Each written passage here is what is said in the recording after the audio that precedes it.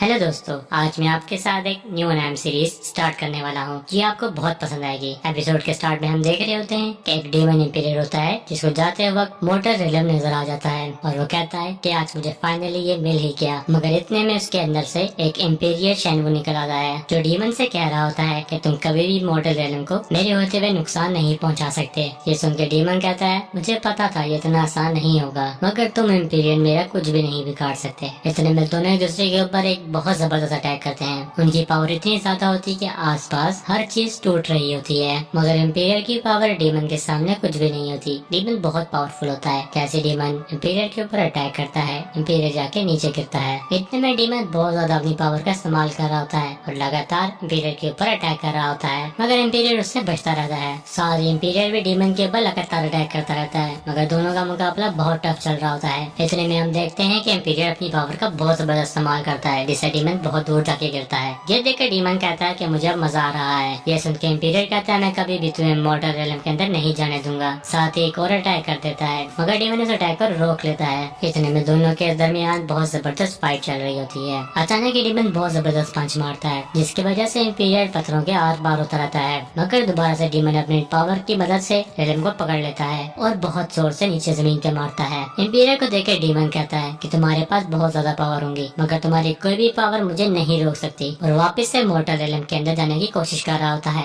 इतने में इंपीरियर की आंख खुल जाती है और वो कहता है, नहीं, ऐसा नहीं हो सकता। ये कहते ही इंपीरियर अपनी दोनों उंगलियों का इस्तेमाल करके अपनी पावर को इंक्रीज कर देता है और अचानक से मोटर रिलम के आगे सामने खड़ा हो जाता है। ये देखकर डीमन बहुत हैरान हो जाता है और इंपीरियर कह रहा होता है कि तुम कभी भी मेरे होते हुए मॉडल पीपल्स को हाथ नहीं लगा सकते, चाहे मुझे इसके लिए अपनी जान क्यों न देनी पड़े। ये सुन के डीमन कहता है, मुझे पता है कि तुमने बहुत मेहनत की इस लेवल तक पहुंचने के लिए, और अगर तुम अपनी फुल पावर का इस्तेमाल करते हो तो आज बेशक करो। मैं देखना चाहता हूँ कि तुम में कितनी हिम्मत है। ये सुनते ही दोनों अपनी पावर का बहुत जबरदस्त इस्तेमाल करते हैं और एक दूसरे के ऊपर अटैक करना शुरू कर देते हैं, मगर डीमन की पावर को इंपीरियर ऑब्जर्व कर लेता है। ये देख के डीमन बहुत हैरान हो जाता है और अचानक से इंपीरियर डीमन के ऊपर हमला करते हैं, जिससे डीमन वहीं पर मर जाता है और इंपीरियर वहाँ से वापस चले जाते हैं। फिर दोस्तों हमें ज़ेंगिंग हॉल दिखाया जाता है और वहाँ पर एक लड़की बैठी जो कि अभी रिकॉग्निशन की कल्टीवेशन कर रही होती है। जैसे ही वो लड़की अपनी आंखें खोलती है तो उसकी पावर बहुत ज्यादा इंक्रीज हो जाती है। इसे देखकर वहाँ पर एक मास्टर आ जाते हैं और वो कह रहे होते हैं कि आखिरकार तुम्हारी स्पिरिचुअल बॉडी जाग गई। फिर हमें दिखाया जा रहा होता है कि हॉल के अंदर एक लड़का आ रहा होता है, जिसे देख के आसपास के सारे खड़े लोग उसको वेलकम कर रहे होते हैं और फिर वही एल्डर उसे कह रहा होता है कि याचिन, तो आखिरकार तुम आ ही गए। उस लड़के का नाम येचन होता है और वो मास्टर को वहाँ पे ग्रीटिंग कर रहा होता है और वो मास्टर से कह रहा होता है कि आपको मुझसे कोई काम है। तो वो मास्टर कहता है, हाँ, मुझे बहुत जरूरी काम है तुमसे। मैं चाहता हूँ तुम जाके स्पेशल मेडिसिन को मॉन्स्टर फॉरेस्ट से लेकर आओ और अपने साथ 2 अच्छे इंटेलिजेंस डिसेबल भी ले जाओ। ये सुन के लड़का कहता है, जी जरूर, मैं भी जाता हूँ और जल्दी से जल्दी लेकर आता हूँ। फिर मास्टर उसको एक जेंट पेंडेंट दे देता है और कहता है कि अपने साथ रखो, ये एक टोकन है और हाँ, ध्यान रखना तुम्हारे साथ कोई हादसा न पेश आ जाए। दूसरी तरफ हम देखते हैं कि हमें ब्लड थर्स्ट हॉल दिखाया जाता है। वहाँ पर लीडर उसके 2 साथी भी होते हैं और फिर लीडर उन दोनों साथियों से कहता है कि स्पेशल बॉडी जाग गई है और मुझे तुम दोनों से कुछ जरूरी काम है और मैं चाहता हूँ कि तुम दोनों उसके बारे में कुछ करो। ये सुन के दोनों वहाँ से चले जाते हैं। फिर हमें किंग यंग साइड दिखाया जाता है। एक औरत हॉल के अंदर आ रही होती है जो कि लफ्ज़ से कहती है कि स्पेशल बॉडी जाग गई है और मैं चाहती हूँ कि टास्क तुम मेरे साथ खत्म करो। फिर दोस्तों में दोबारा से हैंग साइड दिखाया जाता है। वहाँ खड़ी एक लड़की इस रोशनी को देख के समझ आती है कि आखिरकार स्पेशल बॉडी जाग ही गई। फिर दोस्तों हमें दिखाया जा रहा था कि सीनियर जी और उसके साथी स्पेशल मेडिसिन को लेकर वापस हॉल की तरफ जा रहे होते हैं। इतने में एक साथी सीनियर जी से कहता है कि आखिरकार हम माउंटेन ज़ेंगियांग में वापस जा रहे हैं और हमें कितनी आसानी के साथ स्पेशल मेडिसिन भी मिल गई। ये सुन के सीनियर जी कहता है, हाँ बिल्कुल, हमें टास्क जल्दी से खत्म करना होगा और वो तेजी के साथ ज़ेंगियांग हॉल की तरफ जा रहे होते हैं। इतने में एक साथी सीनियर जी से पूछता है कि आखिर हम किस चीज को लेकर वापस जा रहे हैं और उस मिशन का इंचार्ज कौन है। ये सुन के सीनियर जी उसको गुस्से से देख रहे होते हैं तो समझ आता है कि आखिर आप इंचार्ज हैं। इतने में एक बंदा उनके ऊपर पीछे से अटैक कर देता है। सीनियर जी को छोड़कर दोनों लड़के जख्मी हो जाते हैं। फिर यही उनसे पूछता है कि आखिरकार तुम हो कौन। वो बंदा सीनियर जी से कहता है कि तुम्हारे पास जो भी है मुझे दे दो और मैं तुम्हें जाने दूंगा यहाँ से। ये सुनकर यही कहता है कि मैं तुम्हें ये नहीं दे सकता। ये सुनते ही वो बंदा उसके ऊपर अटैक कर देता है, मगर ये उस अटैक से बच जाता है। फिर ये अपनी स्वॉर्ड लेकर उसके ऊपर अटैक करने लगता है, मगर वो बंदा शील्ड बैरियर से उसको रोक लेता है। ये देख के यंग बहुत ज्यादा हैरान हो जाता है, मगर ये दोबारा से फ्लैश की स्पीड के साथ उसके ऊपर अटैक करने लगता है, मगर वो आदमी बड़ी आसानी के साथ उस अटैक से बचता रहता है। ये उसको बिल्कुल भी टच नहीं कर पा रहा होता। इतने में वो आदमी यंग को बहुत ज्यादा पावरफुल लात मारता है। लात पड़ते ही यंग हवा में चला जाता है और जब ये हवा में होता है तो उसके ऊपर दोबारा से अटैक होता रहता है। उस आदमी की पावर इतनी ज्यादा होती है कि ये उसका कुछ भी नहीं बिगाड़ पा रहा होता। इतने में सीनियर का एक साथी रोने लगता है और कहता है कि प्लीज मुझे यहाँ से जाने दो, मेरे पास कुछ भी नहीं है, मगर वो आदमी उसकी एक बात भी नहीं सुनता और एक हमला उसके ऊपर भी कर देता है, जिससे वो वहीं पर गिर जाता है। इतने वो लड़का वापस उठ के बैठ जाता है और दोबारा से माफी मांगने लगता है। वो कहता है वाकई में मेरे पास कुछ नहीं है, प्लीज मुझे माफ कर दो और मुझे यहाँ से जाने दो, मगर वो बंदा उसकी बात नहीं सुनता। जैसे ही वो बंदा उसको दोबारा से मारने लगता है तो सीनियर ये उस बंदे के ऊपर अटैक कर देता है और उसको लेकर दूर जाता है। सीनियर ये बहुत ज्यादा जख्मी होता है, मगर अपने साथी से कहता है कि तुम यहाँ से चले जाओ, मैं इसको देख लूंगा। ये सुनते ही वो साथी वहाँ से भागने लगता है। उसको भागता हुआ देख के वो बंदा कहता है कि तुम इन सबसे ज्यादा बहादुर हो, तभी तुम यहाँ पर अब तक खड़े हो, मगर मैं तुम्हें लास्ट वार्निंग दे रहा हूँ, अगर वो चीज तुम मुझे दे देते हो तो मैं तुम्हें छोड़ दूंगा। ये बात सुनते ही सीनियर ये अपनी मैजिक शॉट्स को एक्टिवेट कर लेता है और अचानक के साथ उस बंदे के ऊपर हमला शुरू कर देता है, मगर वो आदमी अपने शील्ड बैरियर को एक्टिवेट कर लेता है, जिससे वो तलवारें उसका कुछ भी नहीं बिगाड़ पाती। और फिर वो अचानक से सीनियर ये के ऊपर हमला कर देता है, जिससे सीनियर ये बहुत ज्यादा जख्मी हो जाता है और वहीं पे गिर जाता है। फिर वो बंदा अपनी पावर का इस्तेमाल करके सीनियर ये को उठा के अपने पास लेके आता है और सीनियर ये से कहता है कि मुझे पता है आखिर वो मेडिसिन तुम्हारे पास है और वो चीज अब तुम मुझे जल्दी से दे दो। ये बात सीनियर ये सुन के बहुत ज्यादा हंसता है और कहता है कि बेवकूफ हो तुम बहुत ज्यादा, तुमने एक बात नोटिस नहीं की, मेरे पास वो मेडिसिन है ही नहीं। और तभी हम देखते हैं कि सीनियर ये जब उस बंदे के साथ लड़ रहा होता है तो वो मेडिसिन चुपके से अपने साथी को फेंक देता है और वो साथी उस मेडिसिन को लेके वहाँ से भाग जाता है। ये बात सुन के उस बंदे को बहुत गुस्सा आता है और वो सीनियर ये से कहता है आखिर तुमने मुझे धोखा दिया है, और अचानक से फुल पावर के साथ सीनियर ये को पंच मारता है, जिससे सीनियर ये बहुत दूर जाके गिरता है। उसकी वजह से सीनियर ये की डिवाइन सोल बहुत डैमेज हो जाती है, फिर वो जमीन पे गिर जाता है। साथ ही सीनियर ये सोच रहा होता है कि आखिरकार मेरी कहानी यहीं तक थी और अब मैं यहीं पर मरने भी वाला हूँ। और दोस्तों यहीं पर हमारा एपिसोड खत्म हो जाता है।